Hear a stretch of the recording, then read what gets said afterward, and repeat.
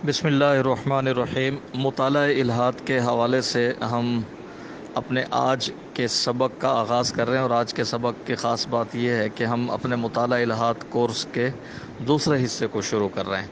पहले मैं आज के सबक का ख़ुलासा बयान कर देता हूँ और फिर उसके बाद तफसील से सबक होगा। और ये जो हमारा मुताला इल्हाद का दूसरा हिस्सा है, मज़हब और जदीद साइंसी इस्तिदलाल, इसके ऊपर 3 या 4 असबाक इंशाअल्लाह होंगे।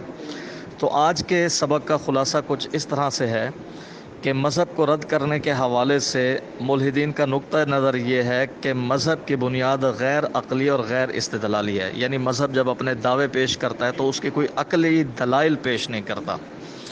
और इसके लिए आम तौर पर मुल्हिदीन अपने एक इमाम सैम हैरिस की किताब द एंड ऑफ फेथ के सफ़ा 23 पर मौजूद एक इक़्तिबास को अपने लिए दलील समझते हैं।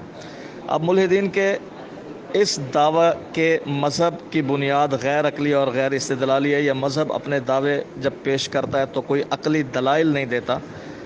मुल्हिदीन के इस दावे को रद्द करने के लिए हम ये दावा पेश करते हैं कि बाकी अदियान के हवाले से आपका ये दावा मुमकिन है सही हो, आपका ये नुक्ता नज़र किसी हद तक सही हो, लेकिन इस्लाम के हवाले से आपका ये दावा बिल्कुल गलत है।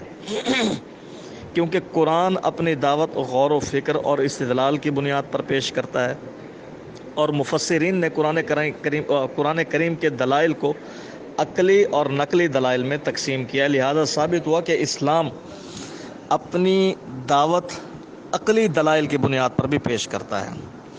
हमारे इस दावे पर दूसरी दलील ये है कि आप इस मुआशरे में इस्लाम के अहकामात के दुरुस्त होने का तजज़िया बिल्कुल इसी तरह कर सकते हैं जिस तरह किसी भी दूसरी इल्मी और अक़ली बात के दुरुस्त होने का तजज़िया कर सकते हैं। मसलन इस मुआशरे में निकाह की ज़रूरत का तजज़िया सिर्फ़ आप इस्लामी हुक्म की बुनियाद पर नहीं मान सकते। अगर नहीं मानना चाहते तो आप निकाह की ज़रूरत का मुशाहिदा अक़ली एतबार से भी कर सकते हैं, और मुआशरे के अंदर जो निकाह ना होने की सूरत में मसाइल पैदा होते हैं उनकी बुनियाद पर भी आप ये फ़ैसला कर सकते हैं कि इस्लाम ने जो निकाह की ज़रूरत को बयान किया और निकाह करने की जो तरगीब दी है, निकाह की जो बात की है, इस्लाम की ये तालीम बिल्कुल सही है, अक़ली एतबार से भी सही है और मौशरती मुशाहिदे की बुनियाद पर भी सही है। बिल्कुल इसी तरह से सूद की हुर्मत का मसला है, तो सूद के जो नुकसानात हैं उनका मुशाहिदा हम अपने मुआशरे में आसानी के साथ कर सकते हैं,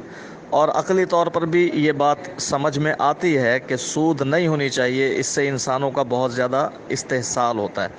इसी तरह से मुल्हिदीन के दावे हम जिन्स परस्ती की आज़ादी होनी चाहिए, हम जिन्स परस्ती का गलत होना, ममनू होना, इसको हम मुआशरती तौर पर भी देख सकते हैं और ये बात हमारी अक़ल और समझ में भी आती है।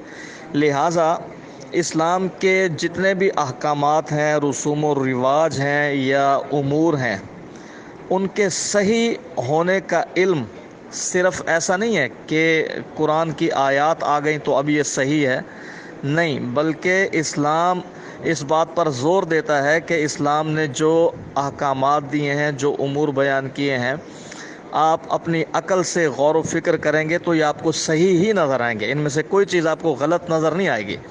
यानी इस्लामी निज़ाम हयात के दुरुस्त होने का दावा हम अक़ली तौर पर भी कर सकते हैं और अपने मुशाहिदे की बुनियाद पर भी कर सकते हैं।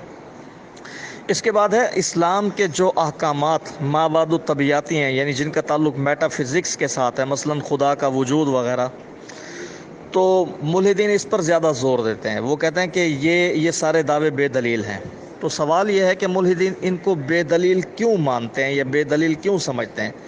तो मुल्हिदीन इनको बेदलील इसलिए समझते हैं कि मुल्हिदीन के नज़दीक वो इस्लाम के माबादु तबियाती अहकामात मंतकी तजर्बियत या लॉजिकल एम्पेरिसिज़म की बुनियाद पर सही नहीं उतरते या दुरुस्त नहीं उतरते।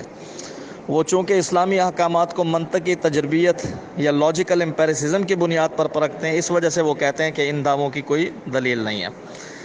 हालांकि ये लॉजिकल एम्पेरिसिज़म का फ़लसफ़ा मगरिब में तो बहुत पहले से रद्द हो चुका है, और साइंसी बुनियादों पर रद्द होने के बावजूद मुल्हिदीन में इतनी अकल नहीं है, इन्होंने इस मुस्तरद फ़लसफ़े को अपने गले से लगाया और इसकी बुनियाद पर वो चीज़ों को परख रहे हैं। तो इस्लाम के माबादु तबियाती उमूर भी اسی انفیرنس ریزننگ سے ثابت شدہ ہیں جن کی بنیاد پر جدید سائنس کائنات سے متعلق ہونے والی تحقیقات میں ناقابل مشاہدہ امور کو معقول یعنی ویلڈ سمجھتی ہے۔ چنانچہ جس عقلی اصول کی بنیاد پر جدید سائنس اپنے مقدمات ثابت کرتی ہے، مذہب اسلام بھی اسی عقلی اصول کی بنیاد پر اپنے مابعد و طبیعتی امور کو ثابت کرتا ہے۔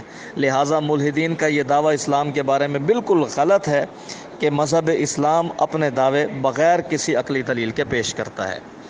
تو یہ آج کے سبق کا خلاصہ تھا، تفصیل انشاءاللہ پھر تھوڑی دیر میں عرض کرتا ہوں۔ بسم اللہ الرحمن الرحیم۔ سبق کا خلاصہ بیان کرنے کے بعد اب سبق کی تفصیل، مذہب اور جدید سائنسی استدلال جو ہمارا ٹاپک ہے۔ سیم ہیرس امریکہ کے مشہور فلسفی اور مذہب کے ناقد ہیں جنہیں جدید الحاد کی نمائندہ شخصیات میں شمار کیا جاتا ہے۔ 2004 میں ان کی کتاب دا اینڈ آف فیتھ شائع ہوئی۔ اس کتاب کے بنیادی مقدمات دو ہیں۔ اول، مذہبی دہشت گردی، فی الوقت یہ ہمارا موضوع نہیں ہے، اور دوسرے مقدمے میں مذہب کی عقلی حیثیت کے اوپر گفتگو کی گئی۔ تو مصنف اور ان کے ہم خیال ملحدین کا ماننا ہے کہ مذہب محض اندھے اور بے دلیل عقائد کا مجموعہ ہے جو انسان کو محض لغو نظریات اور توہم پرستی ہی سکھاتا ہے، اور اس کی کوئی عقلی حیثیت نہیں ہے۔ سیم ہیرس اس مقدمے کو اپنی مذکورہ کتاب کے ایک اقتباس میں یوں پیش کرتے ہیں کہ عیسائیت کی تثلیث، یہودیوں کا نسلی تصور نجات، ہنود کی دیو مالائی داستانیں، بدھ مت کے ماننے والوں کی خدا کے بغیر اخلاقیات کا پیکج، جین مت کی ارواح پرستی اور دیگر مذاہب میں توہمات یقیناً اس نقطہ نظر کی حمایت کرتے ہیں۔ اس حوالے سے عام طور پر ان مذاہب سے بعض اساطیری روایات بھی پیش کی جاتی ہیں جو اس ضمن میں گو سب سے بڑا ثبوت فراہم کرتے ہیں کہ مذہب بے دلیل ایمان اور عقائد کا مجموعہ ہے۔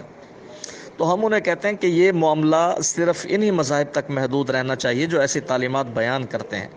جہاں تک اسلام کا تعلق ہے تو بغیر کسی تعصب کے یہ ایک حقیقت ہے کہ یہ دین عقل اور فطرت کی بنیاد پر قائم کردہ دلائل پر قائم ہے۔ قرآن مجید اپنی تمام تر دعوت تعصب کی بنیاد پر نہیں بلکہ غور و فکر اور دلیل کی بنیاد پر پیش کرتا ہے۔ قرآن کا مطالبہ ہے کہ سب سے پہلے اس کتاب کا غور و فکر سے مطالعہ کریں، اس کی ہر ایک بات قبول کرنے سے پہلے اسے دلیل برہان کی کسوٹی پر پرکھ لیں۔ یعنی ہم غیر مسلموں کو دعوت دیتے ہیں تو اسی طرح سے دیتے ہیں، اور جب آپ کا قلب مطمئن ہو جائے تو اس وقت اس کی دعوت قبول کرنے میں کسی تعصب یا تامل کا اظہار نہ کریں۔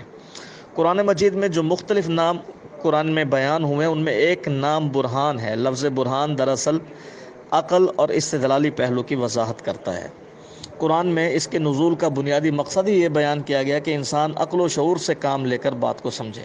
یا ایھا الناس قد جاءکم برہان من ربکم وانزلنا الیکم نورا مبینا، اے لوگو بلا شبہ اللہ کی طرف سے تمہارے پاس ایک برہان آ چکا ہے اور ہم نے تمہاری طرف ایک واضح نور اتارا ہے۔ ان شر الدواب عند اللہ الصم البکم الذین لا یعقلون، یقیناً خدا کے نزدیک بدترین قسم کے جانور وہ بہرے گنگے لوگ ہیں جو عقل سے کام نہیں لیتے۔ تو قرآن کریم میں اس قسم کی بکثرت آیات موجود ہیں جو واضح کرتی ہیں کہ اسلام کی پوری بنیاد وہ صرف دعوے پر نہیں ہے بلکہ استدلال پر بھی قائم ہے، عقلی دلیل پر بھی قائم ہے۔ قرآن مجید ایمانیات کے ضمن میں دوسرے مذاہب کی نسبت عقل انسانی کی تسلی کے لیے زبردست دلائل پیش کرتا ہے، اور سائنسی حقائق کی طرح ہر لحاظ سے قابل آزمائش پیش کرتا ہے اپنی تعلیمات کو کہ ہم خود اس کا عقلی تجزیہ کر سکتے ہیں۔ اچھا، اسلام کا وہ پہلو جس کا تعلق رسم و رواج اور معیشت و معاشرت سے ہے، اس پہلو میں بھی اسلام اپنے احکامات کے ساتھ اس کے اسرار و رموز سے آگاہ کرتا ہے۔ جس طرح دیگر سوشل سائنسز کا تجزیہ کیا جاتا ہے، اسی طرح اسلام کے ان احکامات کا بھی معروضی انداز میں عقلی تجزیہ، ریشنل انالائسس کیا جا سکتا ہے۔ مثلا اسلام معیشت کے بارے میں جو اصول فراہم کرتا ہے، سود کے حوالے سے آپ اس کا تجزیہ کر سکتے ہیں۔ اسلام کے معاشرتی قوانین ہی میں انسانیت کی فلاح ہے، اس دعوے کو بھی آپ اچھی طرح پرکھ سکتے ہیں۔ بلکہ فی زمانہ انسان نے جب بھی اسلامی اصولوں کے مقابل کوئی نظام کھڑا کیا ہے، وقت گزرنے کے ساتھ خود ہی واضح ہو گیا کہ ان انسانی قوانین میں کتنے سقم تھے۔ لہٰذا اسلام کا دعویٰ اپنی جگہ برحق ہے کہ اس سے بہتر نظام نوع انسانی کے لیے کوئی نہیں ہو سکتا۔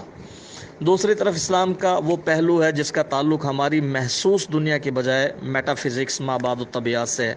عام طور پر ناقدین کی طرف سے انہی امور سے متعلق بے دلیل ہونے کی بحث کی جاتی ہے، خدا تعالیٰ کا وجود، قضاء و قدر، عبادت، الہام، حیات بعد الموت، جنت دوزخ وغیرہ انہی مباحث میں شمار ہوتے ہیں جو ان مفکرین کے نزدیک ناقابل یقین امور ہیں۔ ان امور کے بے دلیل ہونے کا یہ خیال نیا نہیں ہے، بلکہ ماضی میں بھی یہ خیال عام رہا ہے، جس کی بنیاد ماضی کا مقبول فلسفہ علمیات، منطقی تجربیت، لاجیکل امپیریسزم ہے، یعنی جو چیز حواس خمسہ یعنی دیکھنے، سننے، چکھنے، محسوس کرنے یا سونگھنے کے قابل نہیں ہوتی، اسے خلاف عقل قرار دیا جائے۔ اس نظریے کے روح سے تمام علم کی بنیاد حسیات پر ہے۔ مذہبی عقائد و نظریات کی چونکہ کوئی واضح ٹھوس دلیل نہیں ہوتی، نہ یہ ہمارے حواس کی زد میں آ سکتے ہیں، نہ ہی ان کا مشاہدہ کیا جا سکتا ہے، اس لیے ان کی کوئی حقیقت نہیں۔ تو ماضی کے مشہور مغربی مفکر ایڈورڈ ایچ کاٹن بھی مذہب کے بارے میں یہی دعویٰ پیش کرتے ہوئے کہتے ہیں کہ مذہب اور فلسفہ دونوں ہی اس لحاظ سے کوئی ثبوت فراہم نہیں کرتے جس کا تقاضا دور حاضر کا انسان کرتا ہے۔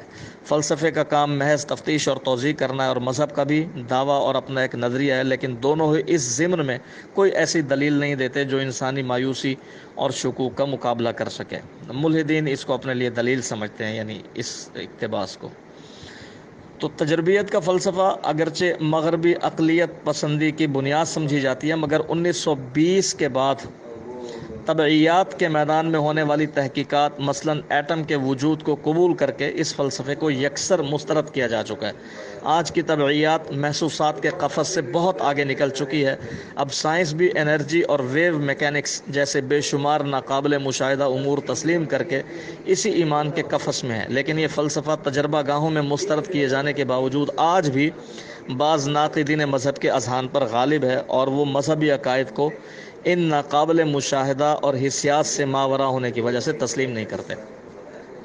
اسی مسترد شدہ فلسفے کی بدولت مخالفین مذہب دراصل طریق استدلال کو نہ سمجھنے کی غلطی میں مبتلا ہیں۔ وہ مذہب کے ان غیبی امور کو بھی براہ راست ڈائریکٹ آبزرویشن سے سمجھنا چاہتے ہیں، جن کا تعلق استنباطی استدلال انفیرنس ریزننگ سے ہے۔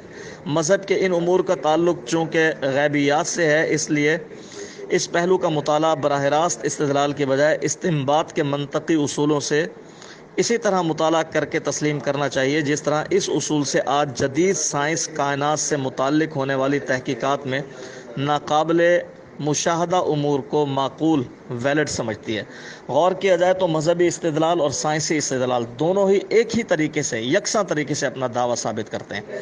البتہ یہاں یہ وضاحت ضروری ہے کہ چونکہ سائنسدانوں کے لیے یہ ممکن نہیں کہ وہ توانائی اور دیگر ناقابل مشاہدہ امور کو براہ راست کسی تجربی طریقے سے سمجھ سکیں، اس لیے ان کے بارے میں قائم ہونے والے تصورات میں ہمیشہ تشکیک کا پہلو موجود رہتا ہے۔ یہی وجہ ہے کہ سائنس کے نظریات بدلتے رہتے ہیں، جبکہ مذہب اس معاملے میں پہلے ہی درجے پر منبع علم وحی الہامی کتاب کو امتحان سے گزار کر بغیر شک کے قبول کرنے کی دعوت دیتا ہے، تاکہ اس کے حاصل شدہ تصورات ہر قسم کی تشکیک سے بالا تر رہیں۔